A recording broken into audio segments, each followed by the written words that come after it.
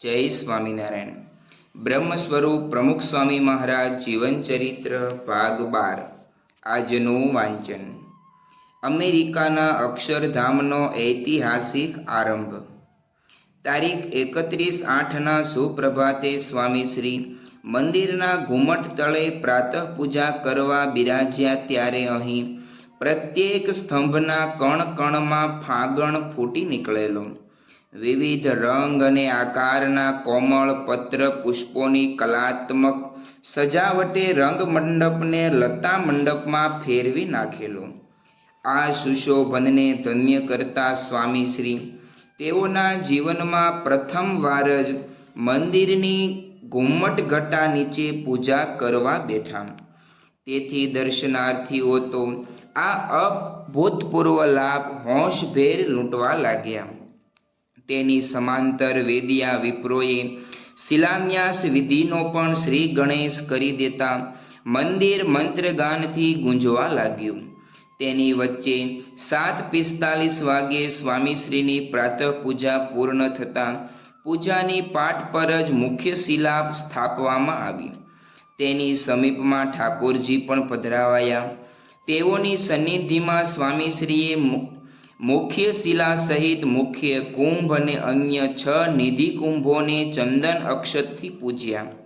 વળી એલેના મંદિર માટે જરૂરી ઊંચાઈની પરવાનગી આપતા સરકારી દસ્તાવેજ પર પણ તેઓએ ચંદનના ચાંદલા ચોડ્યા. તે પછી સ્વામીશ્રીએ સુવર્ણ રસીદ લેલા વડે સિમેન્ટ કોન્ક્રીટનો માલ સુવર્ણ પાત્રમાં રેડ્યો. અંતે આરતી પુષ્પાંજલિ વગેરેના વિધિ કરતી વખતે તેઓના મુખ પર અનેરો આનંદ છલકાઈ રહ્યો. તે જીવંત પ્રસારણ દ્વારા અમેરિકા, કેનેડા અને યુકેમાં પણ ફરી વળ્યો. આ આનંદના પૂરને વિશેષ આસ્વાદ્ય બનાવવા સ્વામીશ્રીએ અમૃતધારા વહેતી કરી કે અક્ષરધામ શિલાન્યાસ મહોત્સવની જય. આ જ સમયે કેટલાક હરિભક્તોએ મોકો ઝડપતા પ્રમુખ સ્વામી મહારાજ શતાબ્દી મહોત્સવની જય પણ ગુંજાવી. પરંતુ તે સાંભળી સ્વામીશ્રી બોલ્યા, આપણું અક્ષરધામ સર્વોપરી થાય, વહેલી તકે થાય, હજારો માણસોને લાભ મળે એટલે પહેલી જય એની એટલે કે અક્ષરધામની કરી લઈએ. પછી પેલી એટલે પોતાના શતાબ્દી મહોત્સવની જયો તો ચાલશે ધીરે ધીરે. સ્વામીશ્રીને કામમાં રસ હતો, નામમાં નહીં. તેથી પોતાના જયનાદનો છેદ ઉડાડતા તેઓ એ જ ભાવમાં કહેવા લાગ્યા, આપણે જે કંઈ કામ થાય છે એ ભગવાનને રાજી કરવાની વાત છે. આપણે એવું નથી કે આપણે યશ લેવો છે, પણ ભગવાન રાજી થાય ને સર્વને શાંતિ થાય એ માટે છે. દિલ્હીમાં અક્ષરધામ થયું ત્યાર પછી અમેરિકાના હરિભક્તોને પણ ઉત્સાહ જાગ્યો કે આપણે પણ ત્યાં અક્ષરધામ કરવું છે. આટલું મોટું સાહસ ખેડવું એ બહુ મોટી વાત છે. એમાં બધા આજે છાતી કાઢીને આવ્યા છે. બધાને એટલો ઉત્સાહ છે કે આને માટે શું ન થાય. ભગવાને ગોવર્ધન તો ઉપાડ્યો છે, પણ એને ટેકા દેનારા આપ બધા છો. આપણા ટેકા તો નાના છે, છતાં ભગવાન એ બહુ માને છે. એકબીજાને ઝાલવા પડે એવી સેવા તન મન ધનથી આજે ભક્તો કરી રહ્યા છે. જોત જોતામાં આ મંદિર વહેલી તકે સારી રીતે સર્વોપરી થઈ જાય, એમાં કોઈ વિઘ્ન ન આવે, સરકારી કાયદા કોઈ નડે નહીં, જે કામકાજ ચાલે છે તે એકદમ નિર્વિઘ્ન અને ટાઈમસર પૂરું થઈ જાય, જય જયકાર થઈ જાય એ મહારાજ સ્વામીને પ્રાર્થના છે. આપણે આપણા વખાણ થાય એ માટે આ કામ કરતા નથી. આપણે તો એક જ છે કે ભગવાન રાજી થાય, આપણો મોક્ષ થાય, એને માટેનું જ આ કાર્ય છે. એટલે જ ભગવાન ભેળા છે ને આપણા કામ સહેલાઈથી થાય છે. આ કામ સામાન્ય નથી, ભગીરથ કાર્ય કહેવાય. ફરીથી પણ આપણે કહીએ છીએ કે આ અમેરિકાનું અક્ષરધામ વહેલી તકે સંપૂર્ણ પૂરું થઈ જાય એનું ઉદ્ઘાટન પણ ધામધૂમથી થઈ જાય. દુનિયાના તમામ નાના મોટા માણસો એના દર્શન કરે ને સર્વનું કલ્યાણ મહારાજ કરે એ પ્રાર્થના. આ બધી સેવા આપણને મળી એટલે આપણા મોટા ભાગ્ય છે. કપટ રહિત લેશ દંભ ન રાખે. અમેરિકાના અક્ષરધામનો આરંભ કરાવવા માટે 90 વર્ષની ઉંમરે એક આસને સતત 2 કલાક સુધી બિરાજેલા સ્વામીશ્રીના આ ભેડાથી સર્વને વાકેફ કરવા ઉદ્ઘોષકે જાહેરાત કરી કે આજના પ્રસંગે માંદગી હોવા છતાં સ્વામીશ્રીએ ખૂબ પરિશ્રમ ઉઠાવ્યો છે.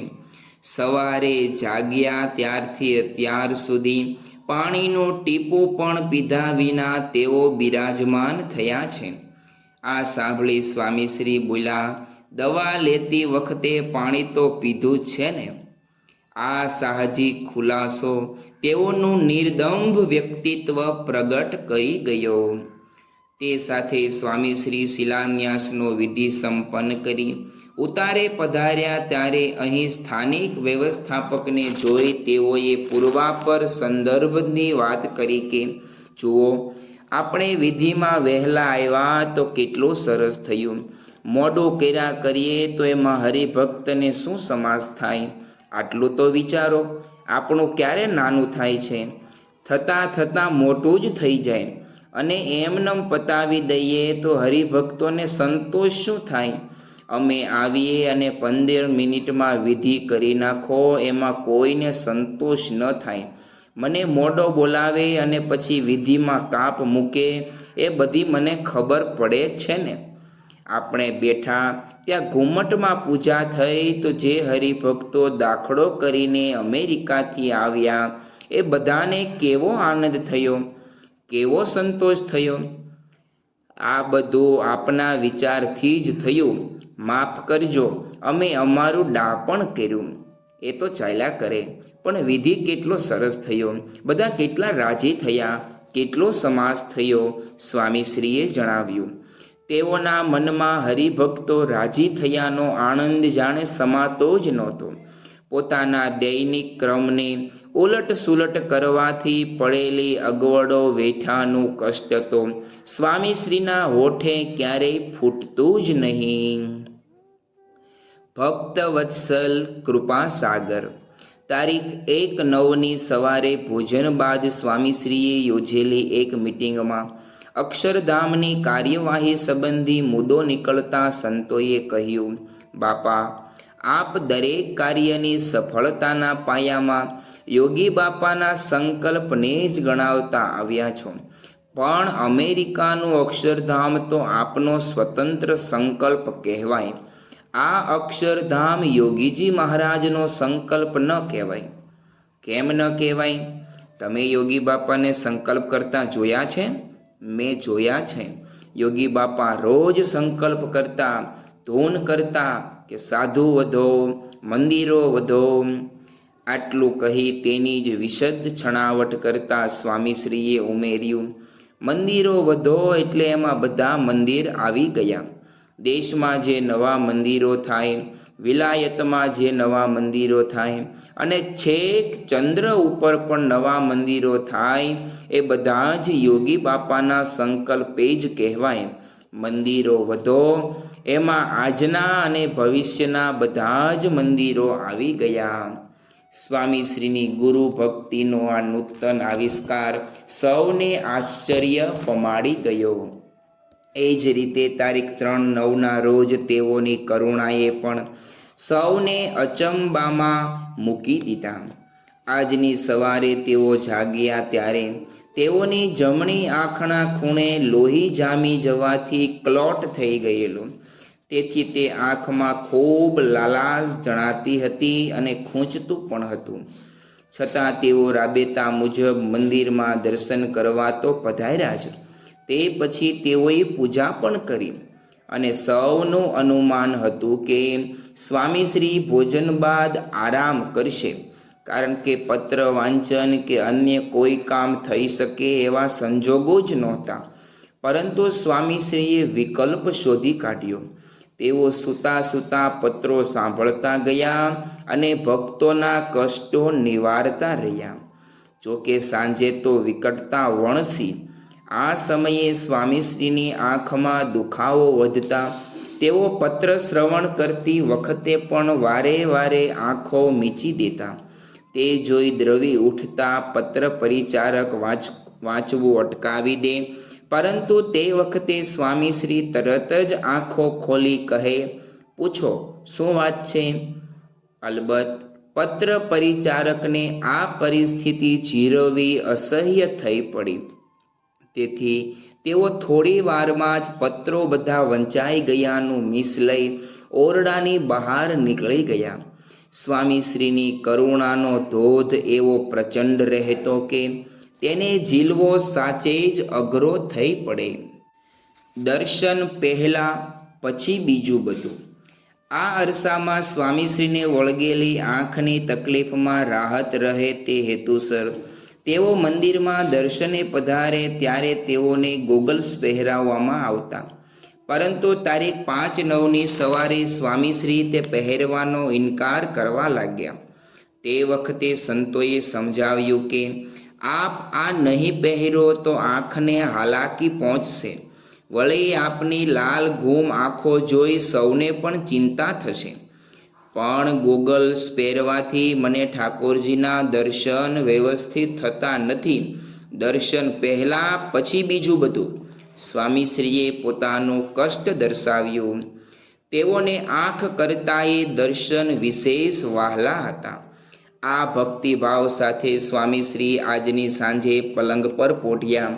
તે સમયે પત્રો વાંચી સંભળાવવા આવેલા ધર્મચરણદાસ સ્વામીએ ઢોલિયાની બાજુમાં રહેલો ટેબલ લેમ્પ ચાલુ કરી હજી જ્યાં વાંચવાનો પ્રારંભ કર્યો ત્યાં જ સ્વામીશ્રીએ કહ્યું, પહેલાં રૂમની પેલી લાઇટ બંધ કરી દો.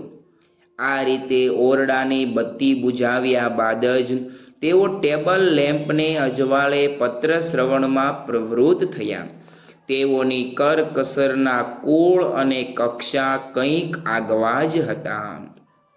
આવી રીત દીઠી ન સાંભળી.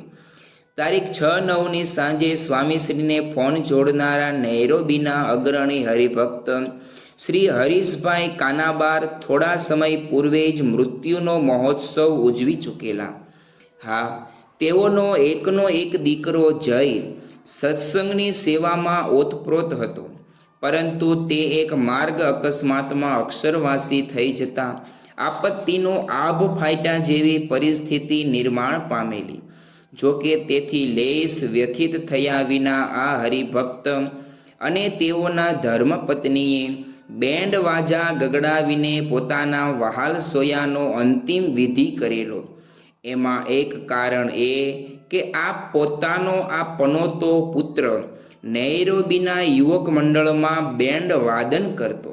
વળી મા બાપને પાકી ખાતરી કે અમારો દીકરો અક્ષરધામમાં જ ગયો છે, તો તેની આ ઉદ્ધવ ગતિના પ્રસંગે શોક શાનો?